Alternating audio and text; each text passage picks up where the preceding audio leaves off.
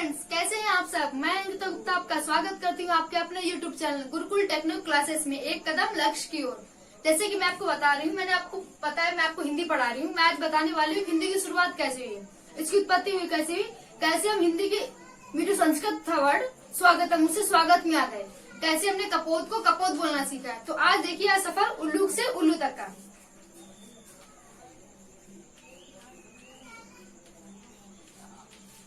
भाषा भाषा किसे कहते हैं। भाषा आपका योग है जिससे हम अपने विचारों को आदान प्रदान कर सके, सामने वाले को अपनी बात समझा सकें।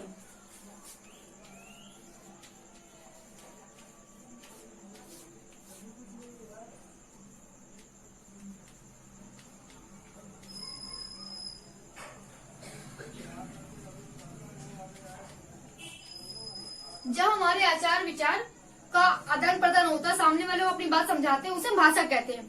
भाषा के रूप देखिए।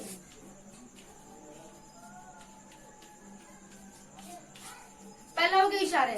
पहले लोगों के पास कोई भाषा नहीं थी, उन्हें अपनी बातों को समझाने के लिए कोई सटीक वर्ड्स नहीं थे, कोई सटीक शब्द नहीं थे। वो कैसे समझाते थे, तो वो बताते, मान लीजिए किसी को भूख लगी है तो सामने वाला समझ रहा है कि उसे भूख लगी है, क्या कहना चाह रहा है, कि उसे पानी पीने के लिए बोल रहा है, कि उसे प्यास लगी है। ऐसे समझाते थे अपनी भाषा को। उसके बाद उन्होंने क्या किया कि अपनी बातों को सामने वाले को समझाने के लिए कुछ सटीक शब्दों का प्रयोग किया, ताकि वो अपनी बातों को पूरी तरीके से सार्थक होकर समझा सके, अपनी ध्वनियों को सार्थक कर सके। इसलिए उन्होंने अपनी बातों को सामने वाले को समझाने का प्रयास किया। इसलिए उसे फिर हमने मौखिक भाषा का नाम दिया।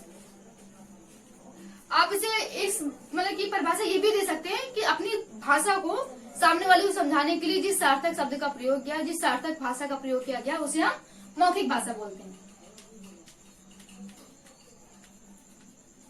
ये आपकी भाषा का दूसरा रूप हो गया। पहले तो हमने इशारों में बताया कि कैसे हम इशारों के थ्रू दूसरों को बताते थे कि हमें क्या कहना चाहते हैं। उसके बाद उसका कुछ विकास हुआ, हमने लोगों को अपनी भाषाओं से, अपने वर्डों से, अपने शब्दों से लोगों को समझाना शुरू किया। ये तो बात हो गई मौखिक भाषा की।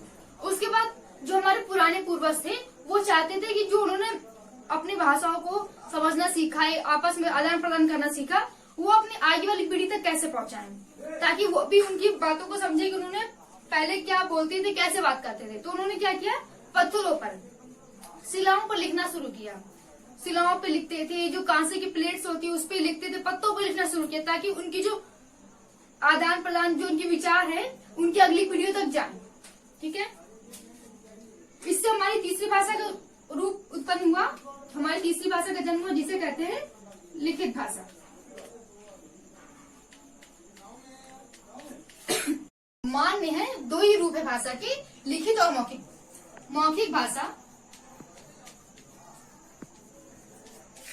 जब हमने अपने आचार विचारों को दूसरे से बोल के आदान प्रदान किया, तो वो हमारी होगी मौखिक भाषा। और जब हमने चाहा कि वो हमारी भाषा आगे तक जाए, उसे हमने प्रतीक चिन्ह का रूप दिया, लिपि का रूप दे दिया, तो वो हमारी कौन सी हो गई, लिखित भाषा। पहले वो मौखिक भाषा थी, फिर जब उसको हमने लिखना शुरू किया, हमने चाहा कि वो अपनी अगली पीढ़ी तक जाए, हम आगे के जो लोग हैं हमारी लिपि को जाने, हम क्या बोलते थे, क्या कैसे करते थे, तो वो हमारी लिखित भाषा में आ गई। उसको हमने लिखना शुरू किया। देखिए हम बहुत पीछे जाते हैं कि हमारी हिंदी भाषा का विकास कैसे हुआ, हमारी हिंदी भाषा कहाँ से आई।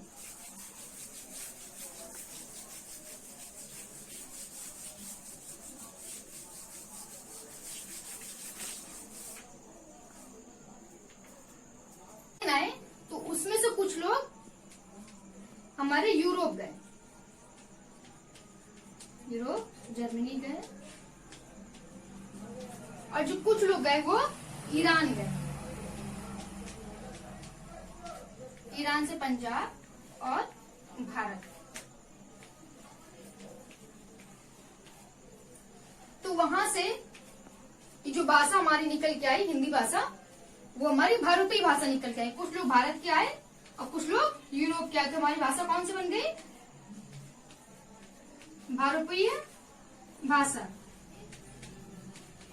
ये हमारी भाषा कौन सी तैयार हो गई आगे, भारतीय भाषा। जैसे कि हमारी संस्कृत, पहले हम लोग बातों क्या बोलते थे, मातृ बुलाते थे, फिर हमने उसको उसी को अंग्रेजी भाषा में क्या बोला है, मदर। तो उसमें संबंध क्या दिखाई दिया, माँ और मदर, सिर्फ त्रा का अंतर दिखाई दिया। तो ये इससे हम जान सकते हैं कि हमारे भारत और यूरोप की भाषा का मिश्रित रूप है, जो कि हमारी बहुरूपी भाषा हो गया। ठीक है,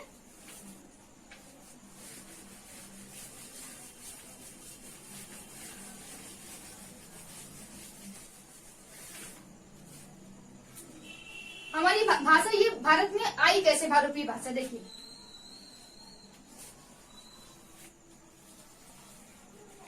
ये हमारा भारत देश है, यहाँ पे इतने देशों में भारतीय भाषा बोली जाती है। ठीक है, पहले कुछ लोग यहाँ पे आर्यन आए। कौन आए, आर्यन आए। जो आर्यन आए उन्होंने हमारी नई भाषा बोली। कौन सी भाषा बोली, उसे आर्य भाषा या भारतीय भाषा बोलते हैं।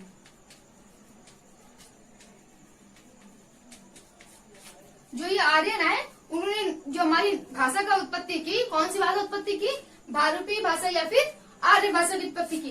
ये तक तो हो गया हमारी भाषा। भारत में हमारी जो भारतीय में हमारी भाषा आई है, भारतीय भाषा कैसे आई। अब अगली आपकी क्लास ये आज तक यही समाप्त। आपकी जो अगली क्लास आने वाली है उसमें आपको बताने वाले हम आर्य भाषा के काल, कितने काल हैं, इसकी शुरुआत कब हुई, ये बताया जाएगा। बाकी आज के जो मैंने आपको टॉपिक बताया है उसमें कुछ भी दिक्कत हुई आपको, उसे प्लीज लाइक कीजिए, कमेंट कीजिए और शेयर कीजिए। कमेंट करना बिल्कुल मत भूलिए, और जो भी टॉपिक आपको बताते जा रहे हैं प्लीज नोट कीजिए, ताकि आपको आगे दिक्कत ना हो। इसलिए आज के लिए इतना ही। अपना ध्यान रखिए, घर पर रहिए, सेफ रहिए। Okay, thank you.